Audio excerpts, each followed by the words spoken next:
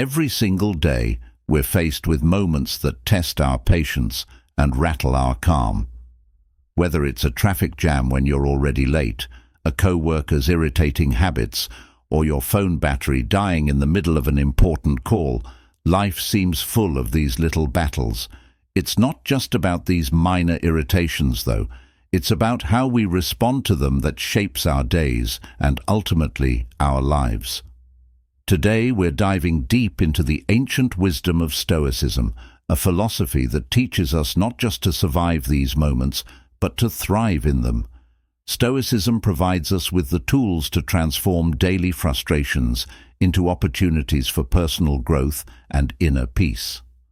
By the end of this video, you'll not only understand why these principles have influenced some of the world's greatest minds for centuries, but also have practical strategies that you can apply right now to start living a more resilient and fulfilling life. So let's embark on this journey together, exploring how the calm logic of Stoicism can help us control our reactions, cultivate serenity, and bring about profound personal transformation. If you appreciate what we're diving into today and want to keep learning together, do me a simple, free favor by hitting the subscribe button and making sure you don't skip any part of the video to get the full transformative insights we're about to explore. Let's get started. Lesson number 1. Recognizing anger as natural. It's important to remember that everyone feels angry sometimes. It's part of being human. But here's where Stoicism steps in with its profound wisdom. Stoicism teaches us that while we can't always control what happens to us, we can control how we respond. This is pivotal in transforming our relationship with anger. Think about it. When something goes wrong or someone frustrates us, our first instinct might be to react with anger. But what if instead we paused and considered this reaction? Stoicism encourages us to see these moments as opportunities to practice virtues like patience, understanding, and resilience. By acknowledging anger as a natural emotion, we set the stage for learning how to handle it more effectively. The Stoic philosophers, like Epictetus and Marcus Aurelius, often discussed the concept of not being swayed by external events, but instead focusing on our internal responses. They believed that our emotions, including anger, come from our judgments about events, not the events themselves. So when we feel angry, it's often because we're placing a particular value or judgment on what's happened. This understanding opens up a powerful opportunity for us. Each time we feel anger rising, we can ask ourselves, what judgment am I making about this situation? Is there another way to view it? This is not about suppressing or denying your anger. It's about understanding it. By getting to the root of what triggers our anger, we can start to change our responses. For instance, if you get cut off in traffic and feel the anger bubbling up, recognize this as a chance to examine why you react this way. Is it really the action of the other driver, or is it your belief that your route should be obstacle-free? Moreover, acknowledging anger helps us empathize with others who might also struggle with their emotions. This empathy can deepen our connections and improve our interactions. It's about compassion, both for ourselves and for others, as we navigate the complexities of human emotions. Lesson number 2. Focus on what you can control. This idea is at the heart of Stoic philosophy and is incredibly liberating once you truly grasp it. Think about it. So much of our frustration and anger stems from situations or people we simply can't change, no matter how much we might want to. The Stoics, like the wise Marcus Aurelius, taught that the real power lies in recognizing the difference between what we can control and what we can't. You control your thoughts, your decisions, and your actions. That's it. Everything else is more or less out of your hands: other people's actions, the weather, the past, and much of the future. But here's where it gets interesting. By focusing on our own reactions and attitudes, we reclaim a tremendous amount of power. Instead of wasting energy on the uncontrollable, we invest it in what we can actually influence. Let's make it practical. Say you're working on a group project and someone isn't pulling their weight. It's easy to get frustrated, right? You might even feel your temper rising. But ask yourself, what part of this situation can I actually control? You can't make your teammate work harder, but you can control how you respond to the challenge. Maybe it's a conversation about expectations, or perhaps it's reallocating work within the group. By shifting your focus like this, you not only reduce your own stress, but also open up more constructive ways to address the problem. Another aspect of this Stoic principle is accepting that some things are just beyond our control. This acceptance doesn't mean resignation.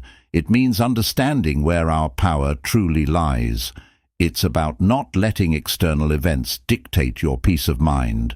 For instance, if you're stuck in traffic and getting irritated because you're going to be late, pause and think, can I control the traffic? No. But what can I control? Your reaction. Maybe you turn on an audiobook or some calming music, or use the time to think through your day. The beauty of focusing on what you can control is that it gradually builds a stronger, more resilient mindset.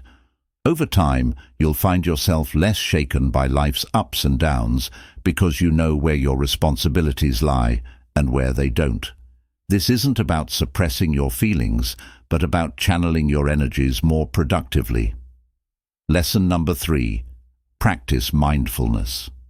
This is about being fully present in the moment, aware of where we are and what we're doing, without being overly reactive or overwhelmed by what's going on around us. This aligns beautifully with Stoic teachings, which emphasize awareness of our thoughts and actions and maintaining control over our reactions to external circumstances. So why practice mindfulness? Because it helps us to pause between our experiences and our reactions to them. By becoming more mindful, we can choose responses that align with our values and goals instead of getting swept away by emotions. This is particularly useful when dealing with anger or frustration. For example, when someone says something that upsets you, instead of immediately reacting or snapping back, mindfulness allows you to take a step back. You notice your emotional surge, but choose to observe it passively without acting on it immediately. This space that mindfulness creates is not just calming, it's empowering. It gives you the chance to choose a response that you won't regret later. Let's talk about how to incorporate mindfulness into daily life, because it sounds great in theory, but it's in the practice that the real magic happens. One simple technique is to focus on your breathing. When you find yourself feeling anxious or angry, take a moment to concentrate on deep, slow breaths. This focus pulls your mind away from the triggers of stress or anger and brings you back to what you can control, your breath. Another practical method is what I like to call mindful observation. Choose an ordinary task or moment, like drinking a cup of coffee. Focus all your senses on this experience. Notice the aroma, the heat of the cup in your hands, the taste. This practice of engaging fully with the present moment can transform an ordinary experience into a richer, more textured moment. What's fascinating about this is that it trains your brain to apply the same level of awareness to more challenging situations. When anger or frustration arises, you'll be better equipped to handle it with the same focus and calm. Stoicism also teaches us about the impermanence of our experiences. Nothing lasts forever, not even our emotions. Mindfulness complements this by helping us to experience our feelings without judgment. Acknowledge that you're angry, recognize it, but also remind yourself that this anger is just a passing state. It's not who you are and doesn't control you unless you let it. Lesson number 4. Accept impermanence. The idea that everything changes and nothing lasts forever is a universal truth that can help us navigate life's ups and downs with more grace and less frustration. It's about understanding that our circumstances, emotions, and even our thoughts are constantly in flux, and learning to embrace this constant state of change rather than resisting it. Think about how often we get upset because things didn't go as planned. Maybe it was a job promotion that didn't come through, a relationship that ended unexpectedly, or a sudden change in our health. Our first reaction might be to resist these changes, to get angry or sad. But Stoicism invites us to look at these situations differently through the lens of impermanence. When we truly grasp that nothing is permanent, we start to realize that our anger or disappointment is also temporary. This doesn't diminish the importance of our feelings, but gives us a more balanced perspective on them. Embracing impermanence allows us to live more in the present and worry less about the past and the future. If you know that everything is temporary, you begin to appreciate your experiences and the people around you more deeply. You don't take things for granted because you're aware that circumstances can change at any moment. This awareness can be incredibly freeing. It reduces the sting of negative events and enhances the joy of positive ones. Now, how do we practice accepting impermanence in daily life? Start by reflecting on the transient nature of your surroundings and experiences. For example, watch how the seasons change, observe how your feelings shift throughout the day, or how your relationships evolve over time. These observations can be reminders that change is the only constant. Another way to integrate this into your life is by adjusting how you respond to disruptions or unexpected changes. Instead of reacting with frustration when something doesn't go your way, take a moment to acknowledge that this change is part of a bigger flow of life. It's an opportunity to adapt and grow. Think about a time when something didn't work out as you had hoped, and then something better came along. Often, it's only in hindsight that we see how these changes were beneficial. Stoicism doesn't just ask us to accept impermanence, it encourages us to find strength in it. Each change and ending is a chance to practice resilience and flexibility. By fostering this mindset, we not only cope with life's challenges more effectively, but also learn to move through them with a sense of peace and anticipation for what's next. Lesson number 5. Understand your emotions. The Stoics believed that becoming aware of the root causes of our emotions could lead to greater self-mastery. When we understand our emotions, we are better equipped to respond to life's challenges in ways that are aligned with our values and goals, rather than simply reacting out of habit or impulse. Every emotion we experience, whether it's anger, joy, sadness, or fear, is triggered by our perceptions of the world around us. For example, if you feel angry when someone interrupts you while speaking, it's worth exploring why. Is it because you feel disrespected? Or perhaps it reflects a deeper insecurity about your voice being heard? By digging into these questions, you can begin to understand not just your reactions, but also the beliefs and values that underlie them. This understanding is crucial because it gives you the opportunity to change your perceptions and consequently the way you feel. Stoicism teaches us that our emotions are predicated on our judgments. The good news is that judgments can be examined and changed. So when you feel a strong emotion, try to step back and ask yourself, what am I believing right now? Is this belief true? Is it helpful? This kind of questioning can be very powerful. It allows you to shift your perspective and choose a different emotional response, one that serves you better. For instance, if you're feeling anxious about a work presentation, it might be because you believe that you must perform perfectly in order to be respected. But is this really true? Likely your colleagues value your effort and sincerity more than perfection. Recognizing this can alleviate some of your anxiety and help you approach the situation with more calmness and confidence. Practically speaking, journaling can be an incredibly effective tool for understanding your emotions. By writing down what you feel and exploring why you feel it, you can uncover patterns and triggers that you might not be aware of otherwise. This reflection not only helps in the moment, but also builds a sort of emotional intelligence over time that can make you more resilient and adaptable. Another approach is to discuss your feelings with someone you trust, a friend, a family member, or a mentor. Speaking about your emotions can provide new insights and perspectives that you might not have considered. It's often through dialogue that we come to new understandings about ourselves and our relationships. Embracing the Stoic approach to emotions isn't about suppressing what you feel. On the contrary, it's about engaging with your emotions in a proactive and reflective way. It's about taking control of the narrative of your inner life. By understanding your emotions, you're not just reacting to the world, you're actively shaping your experience of it. Lesson number 6. Develop patience. Stoicism teaches us the value of patience, not just as a way to endure, but as a method to transform our experiences. Patience, according to Stoic philosophy, isn't just about waiting. It's about how we behave while we wait. It's about maintaining our composure and dignity in the face of life's delays and challenges, understanding that these are often outside our control.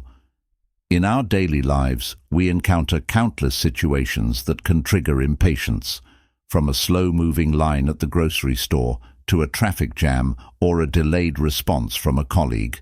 Our first instinct might be to feel irritated or stressed, but here's where Stoicism comes into play.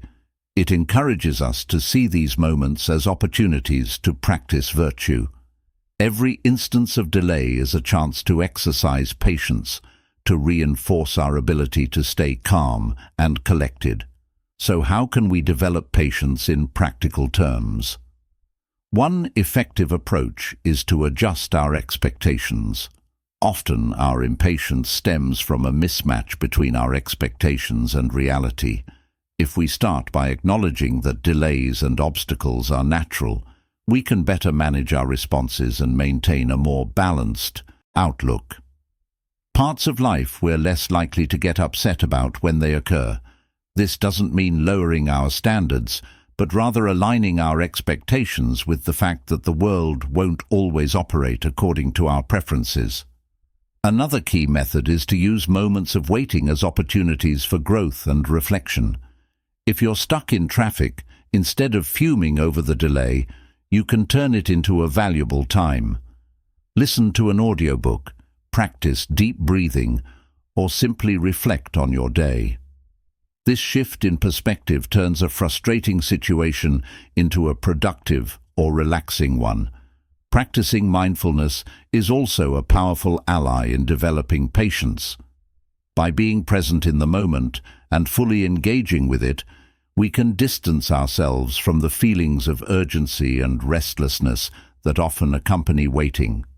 Mindfulness helps us cultivate a peaceful state of mind that buffers us against the stirrings of impatience. Stoicism not only advocates for patience, but also for understanding the impermanence of our current state. Remembering that this too shall pass can help us endure unpleasant situations, whether it's waiting for a delayed flight or enduring a long recovery from an illness.